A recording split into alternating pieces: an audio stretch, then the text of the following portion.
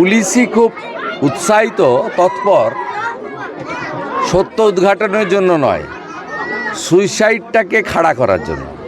আমি সুকুমার জানাবাবুকে জিজ্ঞেস করলাম, উনি বললেন 3টে নাগাদ আইও ফোন করেছিল, বলেছিল পিএম রিপোর্ট এসেছে, আপনি এসে কপি নিয়ে যান আগামীকাল। বিষয়টা হচ্ছে অত্যন্ত দরিদ্র পরিবার, অর্থনৈতিকভাবে পিছিয়ে থাকা পরিবার।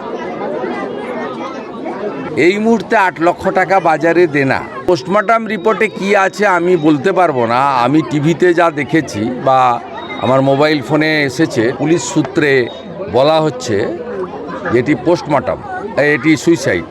যদি ধরেই নিই যে সুইসাইড পোস্টমর্টম রিপোর্টে আছে, তাহলেও অত্যাচার, উৎপীড়ন এবং প্ররোচিত করে কার্যত বাধ্য করা হয়েছে এই মেয়েটাকে এই অবস্থায় নিয়ে যেতে।